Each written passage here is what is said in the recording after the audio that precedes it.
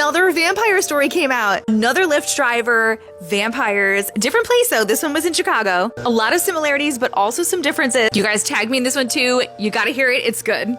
There's a lady on TikTok talking about her encounter with vampires, so I might as well talk about mine. This New Year's Eve, I was driving Lyft and I picked up an order, and it ended up being at like a place that used to be a church, but it wasn't a church anymore, obviously, if you saw the festivities that was going on. There were like people with cloaks and like dark hair and heavy eyeliner, and there was like a red glow from the building coming out. 4 guys got into my car. As soon as they got into the car, I felt a chill. And yes, it was winter, but it was a different kind of chill. I turned around and looked at them, and I immediately knew they were vampires. And it wasn't even just like a thought. It was more so a knowing. Before they got into the car, I was thinking like maybe they were devil worshippers, because I had seen like a goat head and like the typical symbols that you see associated with that. But I was like, no, these are vampires. There were 2 brunettes and 2 blondes. They all had blue eyes. Not that mean anything, but their eyes were almost hypnotically blue. They were so clear, you could see through their, like, not their soul, but I can't even describe it. Their skin was white, but not white like crayon white, but it was very pale. But it was not a pale like, you know, some like white people are like, oh, I'm so pale.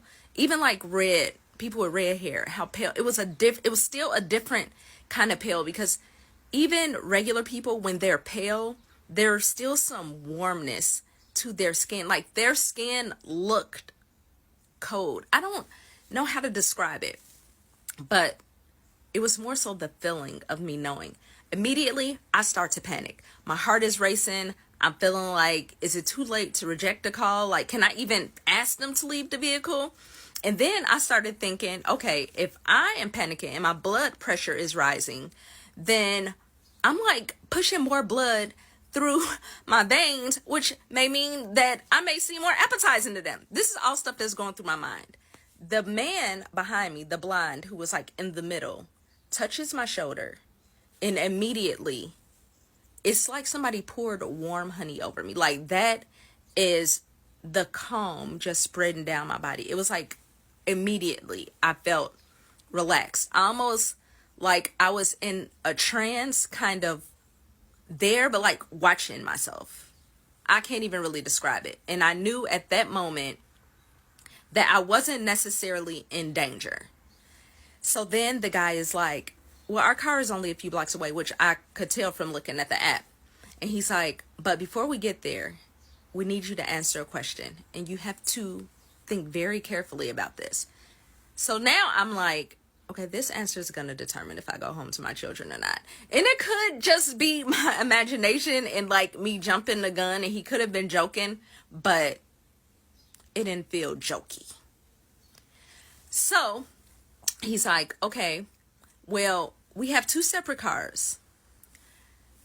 How would you group us together? Who should ride with who? What? So I'm like, I look back at them, and they're smiling and they're kind of giggling. Now their teeth don't look like regular teeth, but they don't look like the typical vampire teeth either. But they definitely did not look like human teeth. Their canines were a little bit more pronounced, but not in a dramatic, fake way. I can't even freaking describe it. And actually, if I had to describe them, to sketch them out right now, I couldn't even, because it's like they're a memory, but not like a typical memory, like a memory behind a memory. I can't describe it. But anyways, I knew it. I'm like, you're vampires. Yes. I heard the answer in my head.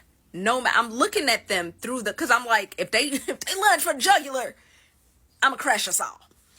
But I grouped the opposite hair colors together. And the guy said, well, why'd you do that? I said, I don't know. It just felt right. He said, excellent choice. He took out his phone and he's like, I'm going to start my car now. And I'm like, you can start your car from my car? And he's like, yeah, but we like you. You'll get home safe. Good. Like, you'll get home safe tonight. Have a good night. And I was like, yeah, I was kind of thinking that, you know, doing Lyft on New Year's Eve could be dangerous because, like, who knows what kind. I was trying to make it seem like I didn't think they were the danger, but just let them know, like, in case they heard me panicking. Oh, fucking went and saw the vampire. But anyways, they got out and they gave me my biggest tip of the night. You would think that would have been my last ride for the night, but no, I kept going. I made it home, and I didn't tell any other person about this story because, like, are you supposed to share vampire stories? I don't know.